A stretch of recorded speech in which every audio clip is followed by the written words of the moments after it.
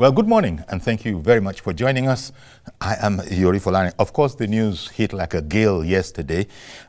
President Bola Ahmed Tinubu has entirely restructured, if you want, by his action, the petroleum sector. Talking about, putting it in a headline. Mele Kyari is out, and it is now we have Mr. Bayo Ojulari as the group CEO. Okay, so a lot of programs have been talking about this. There's very little else that has been talked about. It's such an important sector and an important action by the president. But here we are. And this morning, we have two experts. The first of them is already in place, Dr. Vincent Nwani. Dr. Vincent Nwani is an economist and investment specialist. Good morning, Dr. Nwani. Good morning. How are you? I hope you can hear me clearly. Yes, I did hear you. Thank you very much.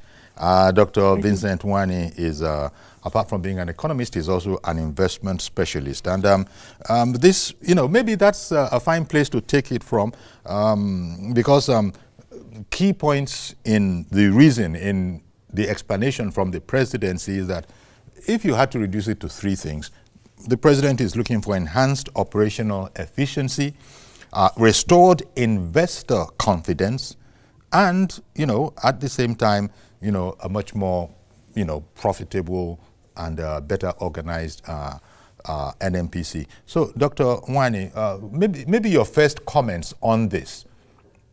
Your first comments on this surprising appointment that took immediate effect. Thank you very much. Is it actually surprising from those of us in the thought leadership sphere and also the operators in the industry? It's not surprising.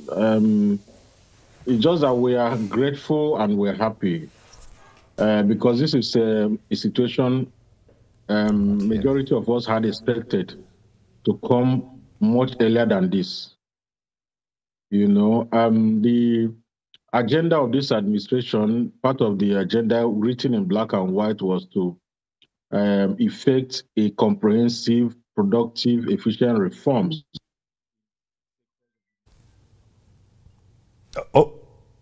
Okay. The former group CEO, Mele Kyari, I've been hearing some commentaries that in his time, he has laid some stones, so to speak, in the pavement of NNPC's progress.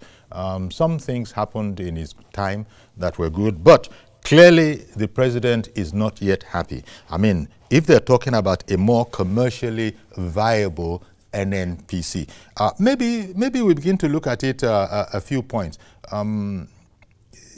Look, this whole thing that the president came in and said that, you know what, let crude be lifted, let crude be supplied for Naira. That seemed to be a problem later on. And there are those who are now conjecturing that that whole incident might in its own way have hastened, what has happened now. First of all, your thoughts on, one, the Naira for crude among local refiners. And what do you think was the problem there? Because we were told in the news that this wasn't going to happen. So what do you think was going on? And I noticed that this particular point has been brought into the new team as a sort of matching orders. Say, revisit that issue of Naira for crude. All right, thank you. Before you cut me short, I was just trying to say that the exit of the former board and the GMD of NNPCL is in the right direction. We had expected it much earlier than this, especially when the new administration was clearing the leadership of other key agencies like CBN, SEC, PENCOM, and the rest. We thought it would happen, but the president probably have more information than thought leaders. Having said that, I think the exit might not just be on Naira for crude is just a small part of what we had expected the NNPCL to have fixed long before now. Since 2016, when the groundbreaking ceremony of Dangote's refinery was done, Nigerians have been promised time without number, thousands of times that, hey, once this refinery is on board, we will stop importing. The money we're using to import will flow into other things. Reserve will be firmer. Exchange rate will be stable. A lot of, and we all believed, only for the refinery to start operation, and we start hearing so many stories. So I think that that Nigerians deserve and request a clear openness and transparency regarding the relationship between NNPC and Dangote refineries, because with that we'll be able to actually know where the problem is. We thought that before now the modalities of getting crude, and to the refinery, and also getting refined products to Nigerians at the right price would have been smoothing out. So I suspect that in between the line, things around vested interests, uncompleted deals happened. And that is why we have always asked the question, what is the issue? Tell us the whole story, so that we deserve to know. And I believe that the new administration led by Dr. Julare, well experienced, well qualified on paper, I believe we need a lot of moral authority to also deliver beyond this exciting experience in that industry. That is the first, I think, is the low-hanging fruit.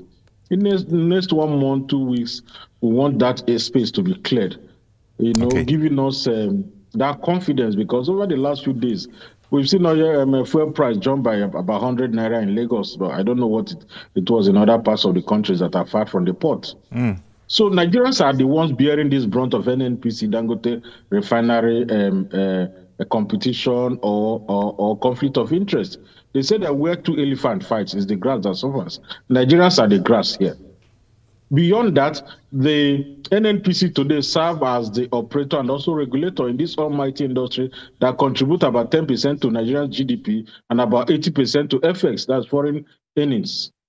This is not a sector we can just toy with and continue to just treat it as a business as usual. Remember that during the sorry,